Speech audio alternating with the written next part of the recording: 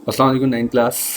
जैसा कि आप लोग जानते हैं कि हम लोगों ने पिछले लेक्चर में चैप्टर नंबर 6 को कंप्लीट किया था, तो इसलिए आज जो है हम लोग आज से जो है वो चैप्टर नंबर 7 जो है फिज़िक्स का चैप्टर नंबर 7 जो है वो हम लोग स्टार्ट करेंगे।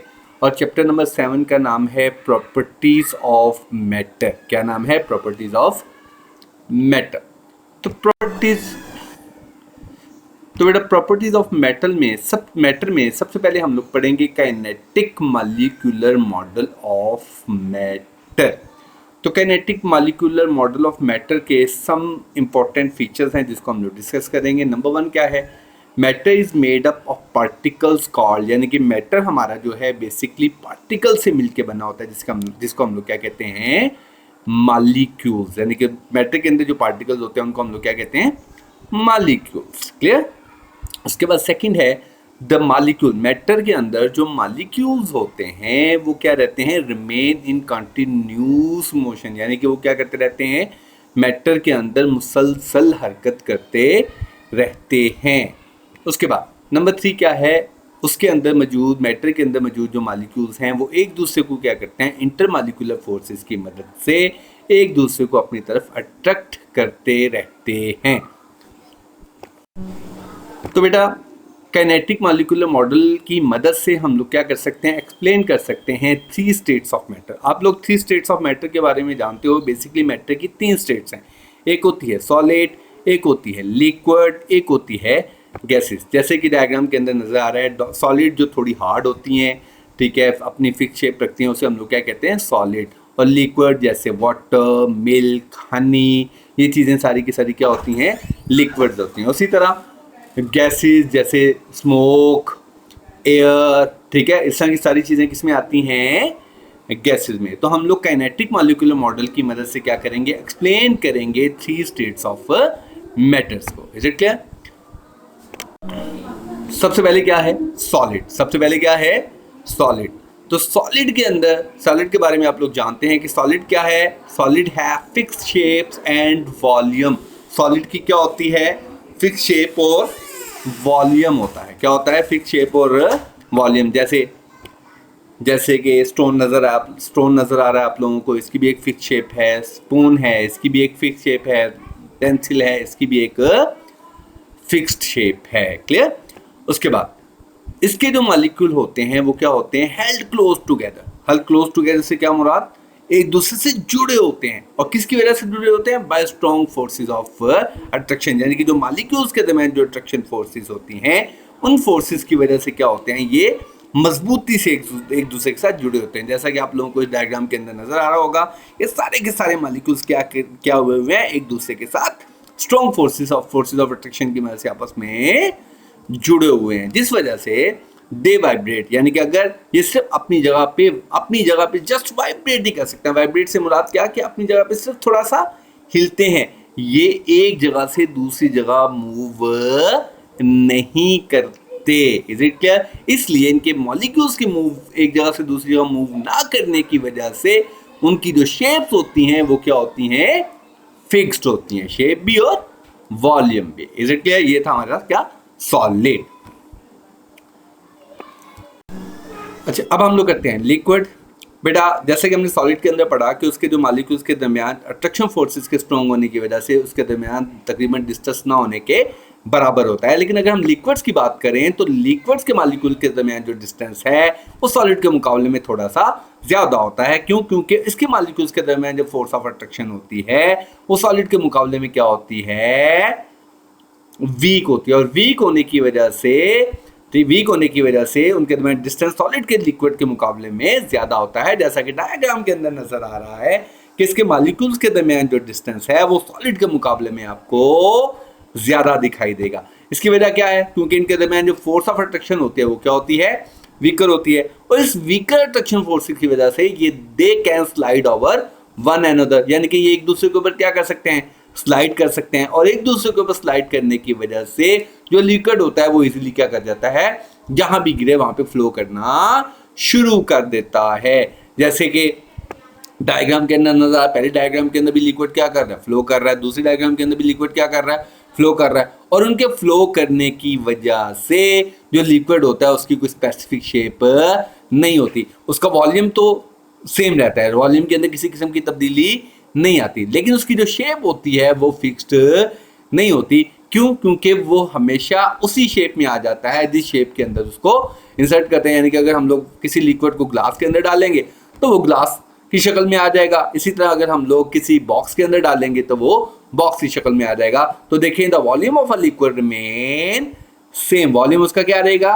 सेम रहेगा, लेकिन it attains the shape of a container to which it is put, जिस कंटेनर के अंदर डालेंगे उसी की शेप को अख्तियार कर लेगा।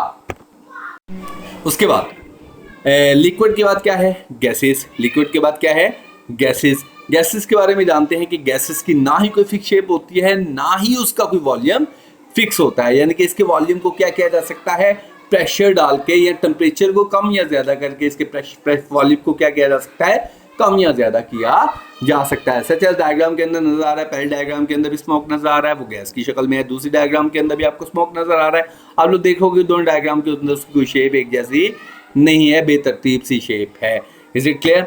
उसके बाद इन gases molecule are much further apart, यानी कि उनके मॉलिक्यूल्स के दरमियान जो डिस्टेंस होता है वो सॉलिड और लिक्विड के मुकाबले में बहुत ज्यादा होता है। जैसे आपको डायग्राम के अंदर नजर आ रहा होगा कि उसके जितने भी मॉलिक्यूल है वो क्या कर रहे हैं? रैंडमली फ्रीली मूव कर रहे हैं, यानी कि ऐसे मूव कर रहे हैं जैसे उनके दरमियान किसी किस्म की अट्रैक्शन फोर्स मौजूद नहीं है। ठीक है, तो बेटा इस तरह गैसेस, जिस वजह से गैसेस क्या होती हैं? मच लाइटर देन, यानी कि मॉलिक्यूल्स के दरमियान डिस्टेंस होने की वजह से वो सॉलिड और लिक्विड के मुकाबले में क्या होती हैं? हल्की भी होती हैं। उसके अलावा इनके मॉलिक्यूल्स क्या करते हैं? रैंडमली मूव करते रहते हैं, और इनके मूव करने की जो वेलोसिटी होती है वो बहुत ज्यादा होती है। क्यों? क्योंकि इनके दरमियान अट्रैक्शन फोर्स ना होने के बराबर होती है। उसके बाद they can be squeezed into smaller volume, मतलब क्या कि हम लोग इसको लार्जर वॉल्यूम से स्मॉलर वॉल्यूम में ला सकते हैं, या हीट दे के टेम्परेचर को बढ़ा के इसको क्या कर सकते हैं? स्मॉलर वॉल्यूम को लार्जर वॉल्यूम में कन्वर्ट कर सकते हैं। अच्छा बेटा, अभी हम लोगों ने मैटर की थ्री स्टेट को डिस्कस किया, सॉलिड, लिक्विड एंड गैसेस को। तो बेटा आप लोगों को बता दें कि मैटर की एक और स्टेट होती है जिसको हम लोग क्या कहते हैं? प्लाज्मा। और ये प्लाज्मा बेसिकली क्या है? फोर्थ स्टेट ऑफ मैटर्स है। कौन सी है? Fourth state of matters. और ये स्टेट हमेशा किस फॉर्म में होती है? आयंस की शक्ल में पाई जाती है। जैसा कि डेफिनेशन में जाहिर है, plasma is called the fourth state of matter in which a gas occurs in its ionic state. यानी कि प्लाज्मा स्टेट के अंदर गैस जो है वो किस में होती है? अपनी आयोनिक, जब गैस अपनी आयोनिक स्टेट में आ जाए तो उसको हम लोग क्या कहते हैं? प्लाज्मा कहते हैं। क्या कहते हैं? प्लाज्मा कहते हैं। तो अब हम लोग देखते हैं कि हमारी गैस जो है वो आयोनिक स्टेट में कैसे आती है। कहते हैं कि when kinetic energy of gas molecule goes on increasing, जब क्या हो जाए? Kinetic energy of gas molecule क्या होती जाए? बढ़ती जाए। If a gas is heated continuously, अगर हम लोग गैस को क्या करते जाए? मुसलसल गर्म करते जाएं। अगर गैस को मुसलसल गर्म करते जाएं तो उसके जो मॉलिक्यूल्स की जो काइनेटिक एनर्जी होती है वो क्या होती जाती है? बढ़ती जाती है। उसकी काइनेटिक एनर्जी बढ़ने की वजह से गैस मॉलिक्यूल्स जो हैं वो मूव करते हैं फास्टर एंड फास्टर, यानी कि तेज तेज हरकत करना शुरू कर देते हैं। तो उनके तेज तेज हरकत करने की वजह से द कोलिजन जो है between atom and molecules of gas becomes so strong, यानी कि उनके फास्ट हरकत करने की वजह से एटम्स और मॉलिक्यूल्स के दरमियान जो टकराने की रफ्तार जो है वो बढ़ती चली जाती है, या वो ज़्यादा तेजी से टकराना शुरू कर देते हैं, जिसकी वजह से जो एटम होता है वो क्या होता है? टेयर ऑफ हो जाता है। एटम क्या होता है? टेयर ऑफ हो जाता है। तो एटम के टेयर ऑफ होने की वजह से एटम क्या करता है? लूज कर देता है किसको? अपने इलेक्ट्रॉन्स को। और जब एटम्स अपने इलेक्ट्रॉन को लूज करता है तो वो क्या बन जाता है? Positive ion. क्लियर? तो उसकी ये आयनिक स्टेट जो है इसे हम लोग क्या कहते हैं? प्लाज्मा कहते हैं। तो बेटा प्लाज्मा जो है ये बेसिकली एग्जिस्ट करती है, कहाँ पाई जाती है? नियॉन एंड फ्लोरेसेंट ट्यूब्स के अंदर। नियॉन और फ्लोरेसेंट ट्यूब्स कौन सी होती हैं? जो आपको कलरफुल ट्यूब्स नजर आ रही होती हैं वो बेसिकली क्या होती हैं? फ्लोरेसेंट ट्यूब, यानी कि जब वो ग्लो करती हैं, जलती हैं, तो जलने के दौरान जो जलती हैं तो उनके अंदर क्या होता है? प्लाज्मा जो है वो एग्जिस्ट कर रहा होता है। और plasma is also exist in our sun. तो देखें प्लाज्मा हमारी कौन को कहाँ कहाँ पाया जाता है? ये कलरफुल ट्यूब्स के अंदर। ये जितनी भी कलरफुल ट्यूब्स होती हैं इनके अंदर क्या होता है?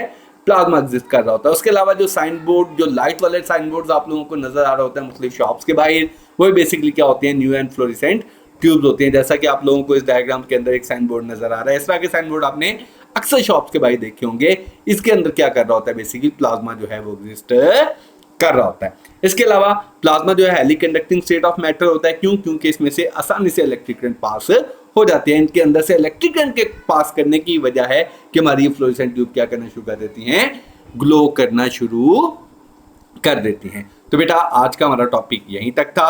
हम लोगों ने आज kinetic molecular model of matter, liquid, solid, gases और प्लाज्मा तक तकरीबन आई होप सो कि आप लोग बहुत अच्छे तरीके से समझ चुके होंगे। और अब मैं उम्मीद करता हूं कि आप लोग यहां तक अच्छे तरीके से लर्न भी करेंगे। ओके बेटा, थैंक यू।